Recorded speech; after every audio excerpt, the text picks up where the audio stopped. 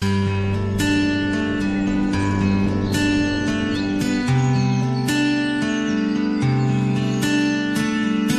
sáng thức giấc ngày bình minh lên, bạn thấy được điều gì? Ánh mắt lấp lánh tràn ngập niềm vui, giờ chỉ vẫn vương nỗi buồn. Dù biết bao điều còn đang lắng lo vô vàn, nhẹ uống hương vị trà thư giãn. Hãy nở nụ cười tươi đi khắp muôn nơi, để niềm tin tỏa sáng. Điều tuyệt vời nằm ở nơi chính ta, chẳng cần tìm đâu xa. Hãy yêu thương những người đặt niềm tin xung quanh ta. Cảm ơn thật nhiều cuộc sống mang lại từng giây phút em nhẹ nhàng. Vì bạn là một người luôn khác biệt, vì bạn là duy nhất. Hãy luôn sống chân thành, trao niềm tin đừng lo lắng.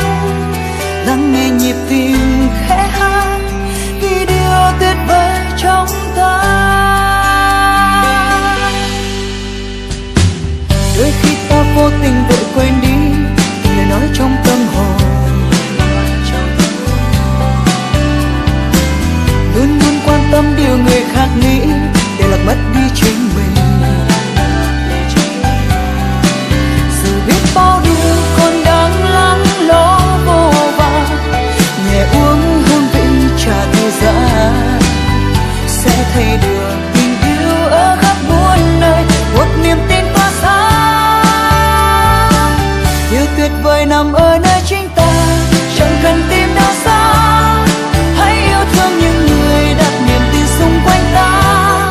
Cảm ơn thật nhiều cuộc sống mang lại từng giây phút thêm nhẹ nhàng. Vì bạn là một người luôn khác biệt, vì bạn là duy nhất.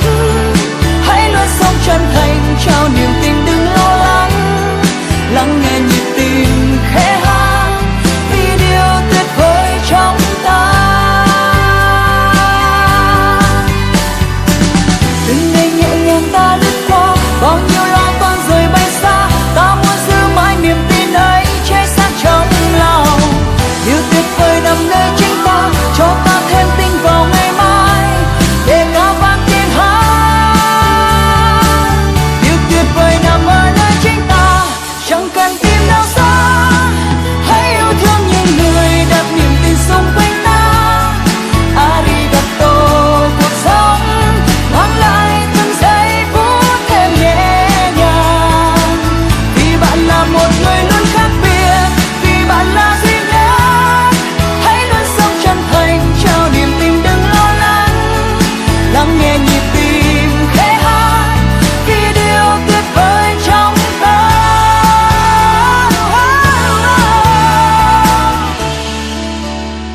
Vì điều tuyệt vời trong ta. Hãy luôn sống chân thành, trao niềm tin đừng lo lắng.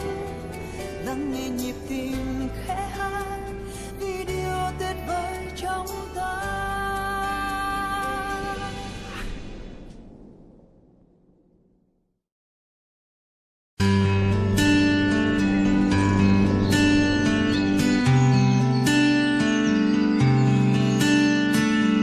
Mỗi sáng thức giấc ngày bình minh lên, bạn thấy được điều gì? Ánh mắt lấp lánh tràn ngập niềm vui, giờ chỉ vẫn vương nỗi buồn. Dù biết bao điều còn đang lắng lo vô vàn,